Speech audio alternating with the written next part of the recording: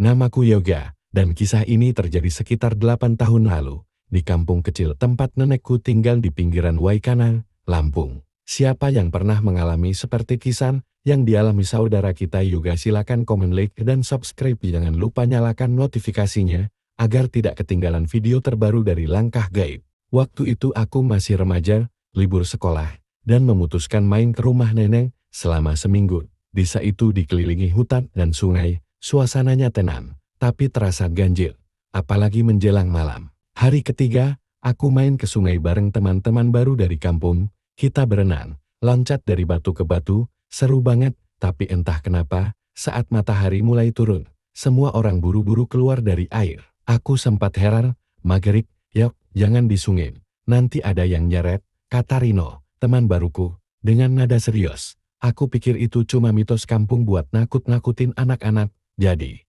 besoknya, aku nekat balik sendiri ke sungai. Sore hari, langit mulai oranye, sunyi, dan udara dingin tiba-tiba turun. Aku hanya berdiri di pinggir sungai, kaki nyemplung sedikit, angin bertiup pelan.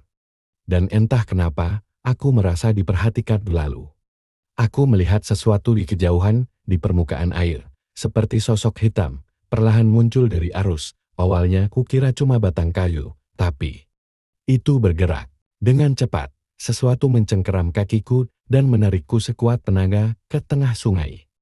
Aku panik, air masuk ke mulut, mataku kabur, dan tubuhku seperti dibekap oleh sesuatu. Kukira aku akan mati saat itu juga, tapi saat hampir pingsan, ada suara samar di telingaku. "Jangan balik lagi." Aku terbangun di pinggir sungai, nafasku tersengal. Tubuhku kotor penuh lumpur, dan kuku kakiku patah seolah habis dicengkram keras-keras. Orang kampung bilang, aku pingsan sekitar 1 jam. Kata nenek, itu ulah penunggu sungai, makhluk halus yang tak suka tempatnya diganggu waktu maghrib. Sejak kejadian itu, aku tak pernah berani lagi dekat sungai. Apalagi saat senja, dan yang aneh, setiap malam Jumat, aku masih mimpi ditarik oleh tangan hitam dari air gelap. Kamu percaya atau tidak? Terserah. Tapi kalau suatu hari kamu main ke kampung dan mendengar suara air mengalir di sore hari, jangan dekati sungai itu, karena mungkin dia masih di sana, menunggu mangsa berikutnya. Setelah kejadian sore itu, aku benar-benar berubah. Aku nggak bisa tidur nyenyak. Setiap malam, aku mimpi terjebak di dalam air gelap dingin. Dan selalu ada sosok hitam yang muncul perlahan dari dalam sungai. Wajahnya nggak jelas, tapi aku bisa merasakan pandangannya menusuk. Yang paling bikin merinding, setiap kali aku bangun, kakiku basah. Bukan basah karena keringat, tapi dingin.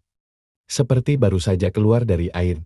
Nenekku akhirnya memanggil seorang dukun tua di desa. Namanya Mbah Karyo. Begitu melihatku, dia langsung bilang pelan, "Dia belum selesai denganmu." Kata Mbah Karyo, sungai itu bukan sungai biasa. Di bagian tertentu, ada semacam gerbang halus tempat makhluk tak kasat mata menjaga batas dunia mereka. Kalau ada manusia yang melanggar waktu terlarang, apalagi dengan niat menantang, mereka bisa ditarik masuk. Dan anehnya, makhluk itu hanya menyukai manusia yang tak percaya. Mbah Karyo bilang, saat aku datang ke sungai waktu maghrib dan menganggap cerita itu cuma omong kosong, aku secara tidak langsung mengundang mereka. "Kamu sudah dicap," katanya.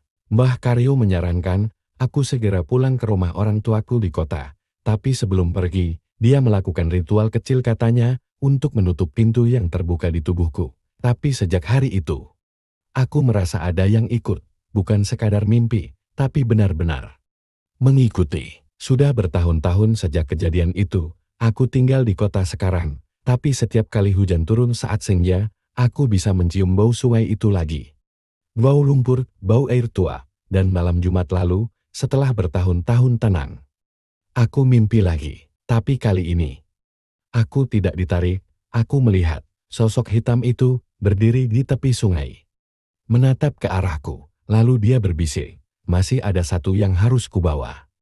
Aku terbangun dengan leher basah dan telapak kakiku penuh lumpur. Aku tidak paham, apakah ini peringatan atau pertanda bahwa waktu itu akan datang lagi. Jadi, kalau kamu mendengar suara air deras dari jauh saat azan maghrib berkumandang, jangan lihat ke arah sungai, karena bisa jadi yang mereka incar bukan aku lagi, tapi kamu.